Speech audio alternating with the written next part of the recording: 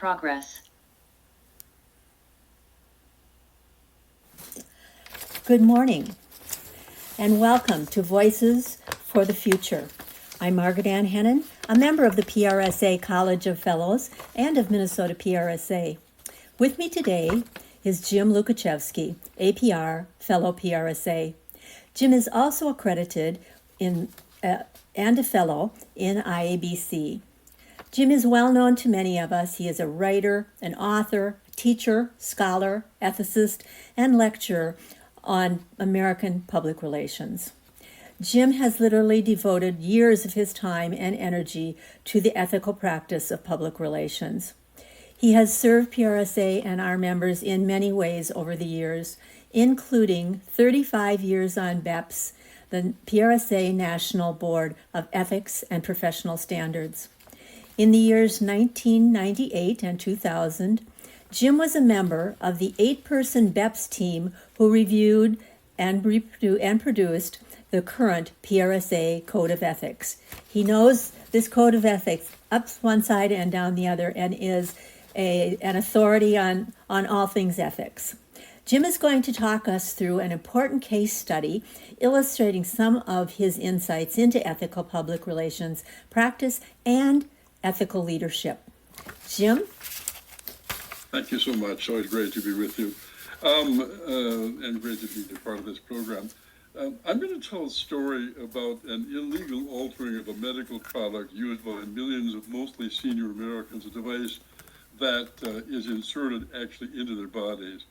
And as I walk through this, you'll see how interesting this turns out to be, and it's a very unusual case. At the time the situation occurred, there were very competitive circumstances in this industry.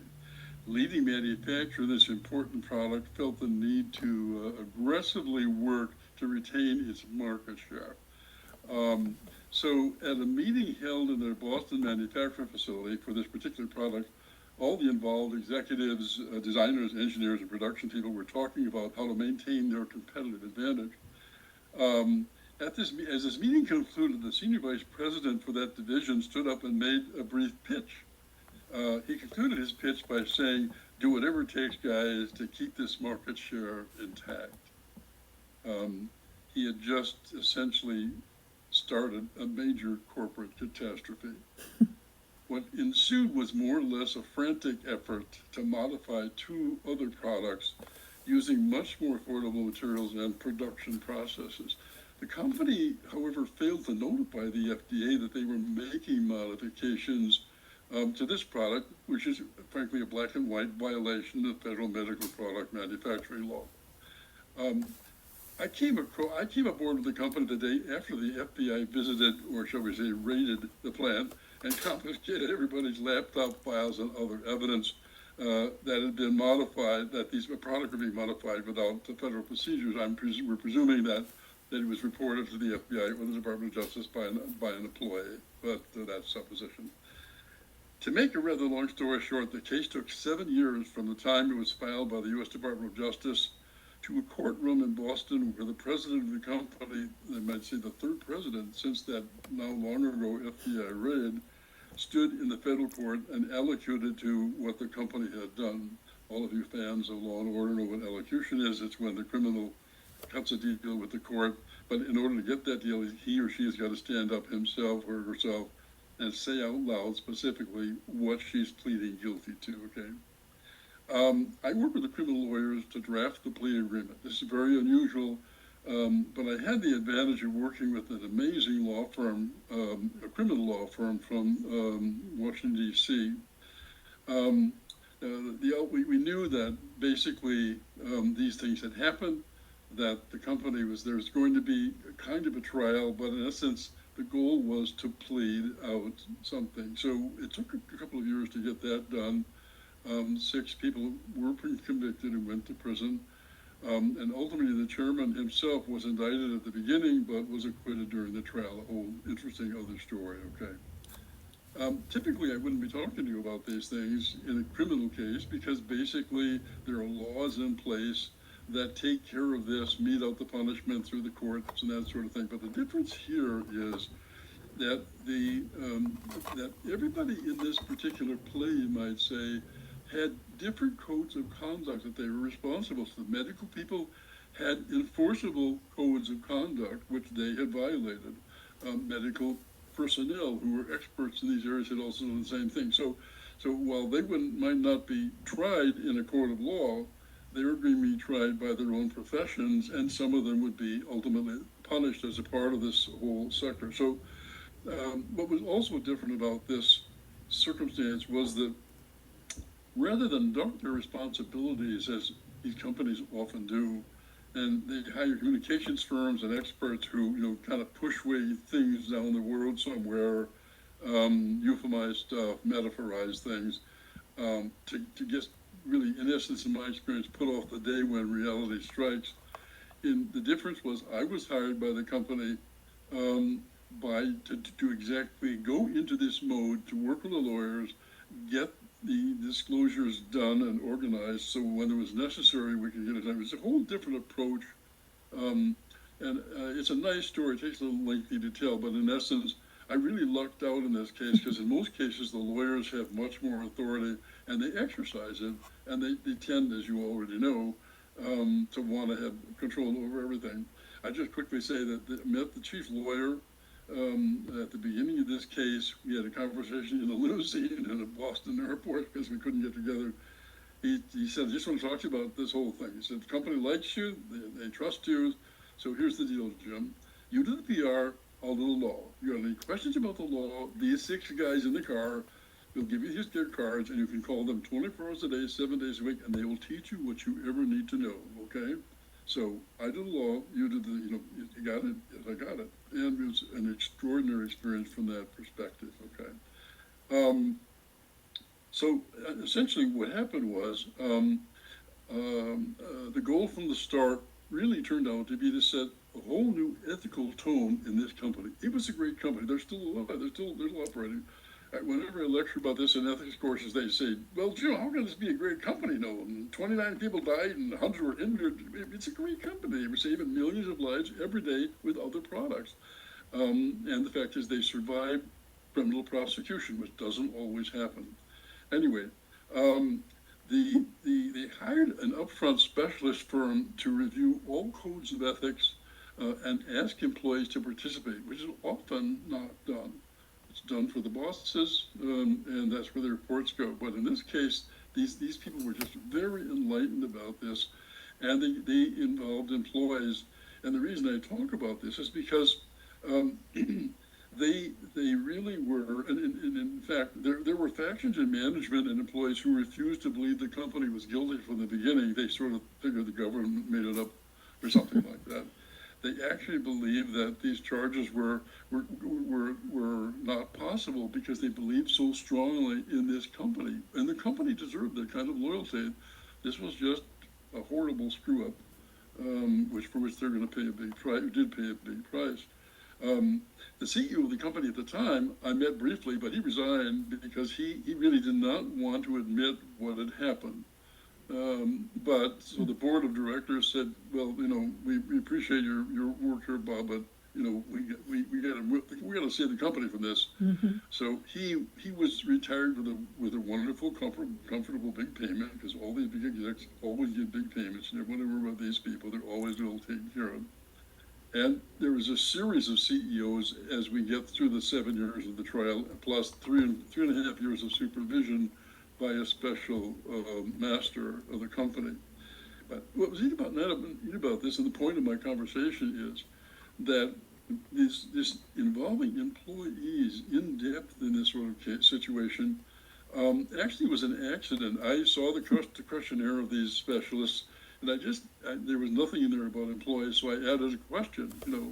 What do employees believe that that executive responsibility is in a crisis? Okay, and I was just astounded by them. They just dug in and gave really fantastic information, and I really want to share what they developed. They developed a document which we call the Ethical Expectations of Leadership. I published it, had permission to publish it widely. And today it exists as the 7 ethical expectations of leadership. And let me walk through this with you, because this is the outcome of a lot of struggle, a lot of discussion within the company, but really well-meant work to get things done and put back right, as it were. The company actually ultimately pled guilty to 391 felonies. One's bad enough. And they paid a fine of almost $200 million. And they also paid for the medical costs and the funeral costs for all people involved in the case. I'll get back to that in a minute, but let me just walk through these 7 items, because it's so interesting. You just learn a lot by listening and remember where it came from.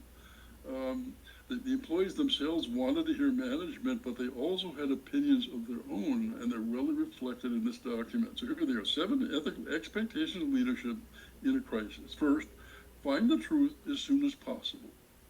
Tell that truth and act on it promptly. Secondly, promptly raise the tough questions and answer them thoughtfully. This includes asking and answering questions yet to be asked or thought of by those who will be affected by whatever the circumstances are. This is pretty different, don't you think? The idea is generally, get a list of 6 questions and ignore the rest. This one, we asked the employees, said, we have questions. So we opened a question bank, so to speak. Third, teach by parable as opposed to data. Bosses like data. And the problem with data is the more data you use, the more stupid you make people feel. But if you're telling true stories that illustrate the problems, or positively, negatively, it's very powerful, and employees can come together over that. Fourth, teach the values and ideals of a business, what employees and others bring to work every day, not just what the bosses think it is. Involve people in these discussions and put these rules and values together, and then work on them, as you'll see. 5, walk the talk, be accessible. Help people understand the organization in the context of its values and ideals at every opportunity. Every meeting, every gathering of employees and families, someone talked about some aspect of the company values. This is really amazing how they enjoy doing this. Help, expect, and this is number 6, help, expect, and enforce ethical leadership. Okay? People are watching, people are counting, people know when lapses occur. And especially because when lapses occur, trust is broken throughout their system. And as I said earlier, we believe that some employees were feeding information to the FBI and to the other Justice Department lawyers and stuff. And this often happens because they want to take responsibility because the big shots can't, so to speak, or won't. And the result was really a good one as this thing moved forward. Just 3 more, very interesting. 7, preserve, protect, defend, and foster ethical pathways to the top of the organization. Very important, because in so many cases when ethical infractions occur, people have nowhere to go. They know where they should go, but it's not promoted, it's not made available. This is a very important issue to think about. And they thought about it from one specific angle, which I found very interesting. They especially pointed out the people who get exposed to these problems, which almost always start at the top of the organization, are the up-and-coming leaders in the company.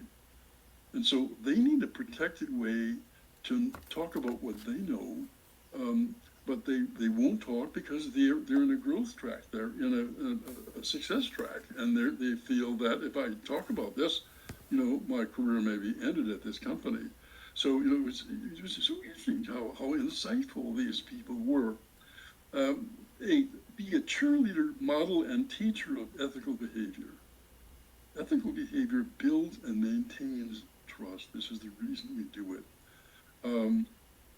In fact, to have trust in an organization requires that its leaders act ethically constantly.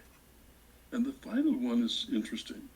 Make values at least equal to profits or personal gain. We're aware of the old mantra, the business of business is business and that sort of thing. But those rules are changing. There are new kinds of corporations being formed. They're called B corporations, where actually by law you're allowed as a profit-making and stock kind of company to use profits for other things than just giving it back to shareholders or buying back shares. This is very interesting. There are these companies in every state. I think there's only 2 states that haven't passed these laws, but they're coming along and get done. But there's great philosophy in workers that's forcing these companies to change their thinking and change it dramatically this way. So the idea of making values at least equal to profits or personal gain is a major step towards being trusted. What we learned overall in the comments from employees when we surveyed this and began to look at how we could use it, it was really interesting. Most people, there's data to support it and stories, most people seem to enjoy working more when they're with organizations they respect, people they trust, leadership they can rely on, and who respects employees. This is really cool, important stuff, guys. So I don't know how we can arrange this, but we can talk about this. But I'd be happy to ship this, make it available somehow easily to you, so you can use it and benefit from it as well. Very wise words from a lot of people who really worked hard for this, and the company paid a big price, but they survived, and they're still leaders in their field. So there's a good ending to this story. There you go. Well, thank you, Jim. My gosh. Once again, I learned from you, and you've provided so much to the body of knowledge of public relations over your career, and we continue to learn from you every time I talk with you. And I greatly appreciate you taking the time to share with us today. I'm your neighbor, so it's easy. Thank you. Yep. Recording stopped.